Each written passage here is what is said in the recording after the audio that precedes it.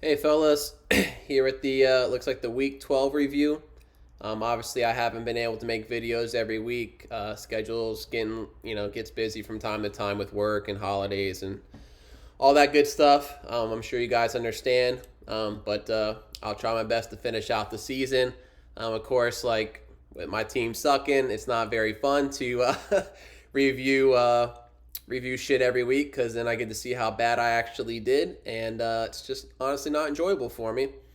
But obviously, that's not fair to you guys who have good teams this year and who are going to be in the playoffs and have a chance for the championship belt, which Garrett will have to get to me after the season, so I can get engraved the new winner because it ain't going to be him. But I'll jump into this. Looking at the first matchup, it was me versus Kenny. Not close. I lost by 48 points. Kenny probably had one of the higher scoring weeks. He's got a very, very solid team this year. He's 10-2.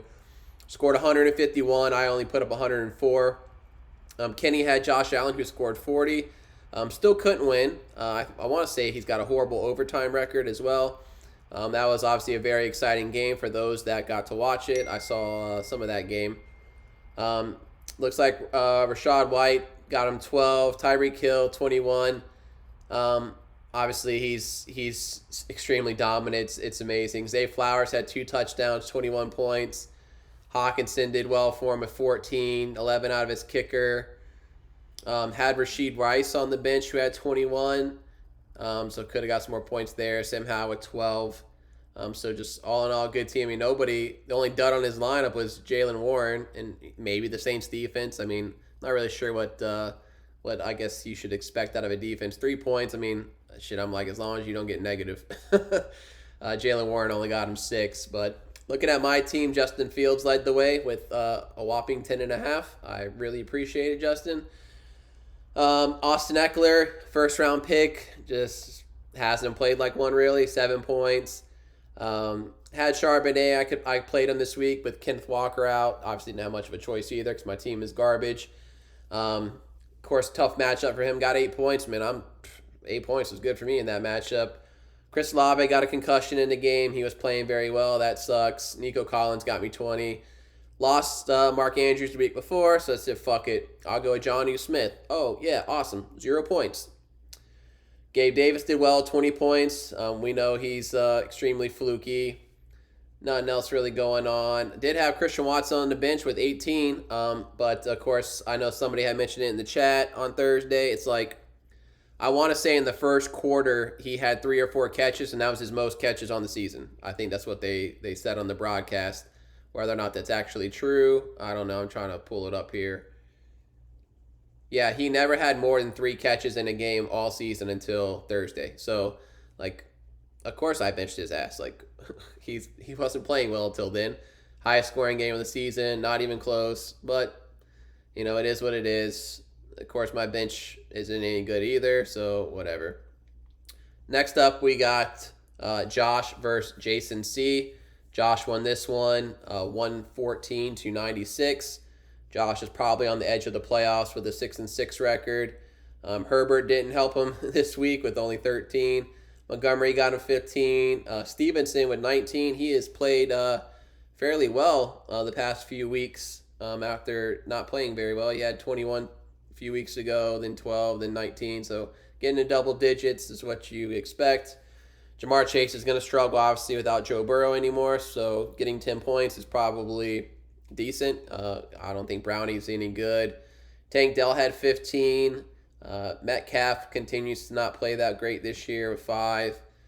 Played Ty Chandler. Obviously, I'm not sure if Mattison played or not, to be honest, but didn't do well. Broncos defense probably gave him the victory here with 17, at least match what Jason had.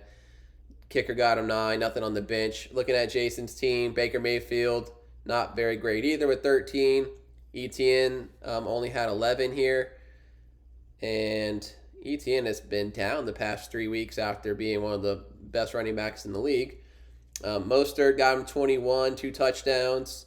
And then everybody else sucked except the Ravens defense, who got him 16. Nothing else to talk about on that matchup. Next up, we'll look at Derek, who is also on the probably the playoff line at 6-6 versus Jason F. Derek won this one 133 to 119. Derek was led by Dak with 32. Derrick Henry had 2 touchdowns with 20. Pittman had 16. A.J. Brown only had 12, which obviously 12 is still good, but for A.J. Brown, it's not that great. Adam Thielen with .7.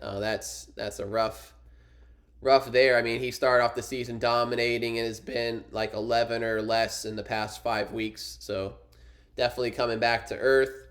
49ers defense got him 15. McManus got him 13 in the kicker spot. Had Najee Harris on the bench with 16, so could have got a few more points there, but definitely had a good week this week. Looking at Jason's team, Tua got him a whopping 8 points. Brian Robinson got him 7. Kyron Williams, he got him back, and he had a massive day, 35. Calvin Ridley with 19. Vikings defense got him 10. And nothing else to speak of. Did have Tyler Higbee on the bench, who had 17. Could have played him and got a few more points, but wouldn't have been enough to give him the victory anyways.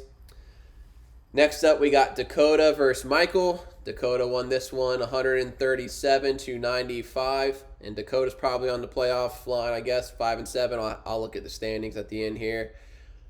He won this one 137 to 95. Looking at Michael's team, Trevor Lawrence with 25.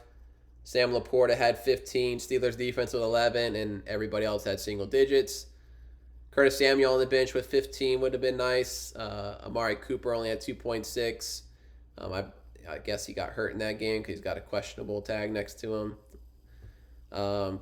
Pickens, Addison, I mean, not the best receiving core. Playing Ezekiel Elliott, that's tough. I mean, just not not a great team on paper. Looking over here at Dakota's team, and don't get me wrong, my team ain't great on paper either, so but I do like my team a little bit better than that. Looking at Dakota's team, Mahomes with 21. Jonathan Taylor with 21. He obviously is going to be out for a couple weeks, I believe. He's having third surgery on a thumb, and it does not look like he has the backup, so that is definitely going to hurt his team. Garrett Wilson had 14. Keenan Allen just continues to just rack up catches. Like, I don't know how many catches he has on this season, but it's got to be quite a bit.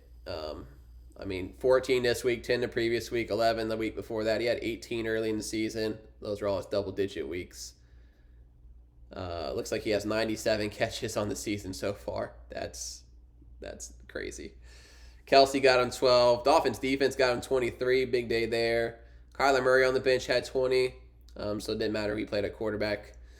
Next up, we have Ray versus Garrett, and shit, Garrett is 5-7, man. He is making a push. I mean, this is pretty cool to see. He won this one easy, 140 to 98 over Ray. Looking at Ray's team, Dobbs and Barkley combined for like 10 points. That's not good. Schultz got him 1. Chiefs defense got him 1. Obviously, that's going to make your team suck and lose. Had Jacoby Myers on the bench who had 17. Looking at all his other receivers did well. Pacheco did get him 23. That's a nice day out. Pacheco 2 touchdowns. Diggs did decent, 16. Deebo Samuel had 19. DJ Moore had 17, 11 catches. It's pretty good, but the rest of his team just not great. Looking at Garrett's team, Lamar Jackson only 15. I thought he was going to do a little bit better than that, honestly. Tony Pollard found the end zone again. That's 2 weeks in a row. That's 19 for him. Josh Jacobs with 21. Mike Evans had 2 touchdowns with 22. Jalen Waddle with 15. Jalen Reed with 13. He had double digits out of his kicker and defense. Always a great recipe for winning. Brandon Cooks on the bench had 15 for him. So team is really turning it around, it looks like. In the last matchup we have is 2 of the higher scoring teams and better teams in the league. Dalton won this one 145 over DJ, who had 138. Looking at DJ's team, led by Jalen Hurts, 5 total touchdowns, 35 points. Massive day for him. Kamara had 14. St. Brown with 14. Kirk got 11. Devontae Smith had 21 or 20. Cowboys defense with 14. Had Hubbard on the bench who had 18. If he plays him over James Conner,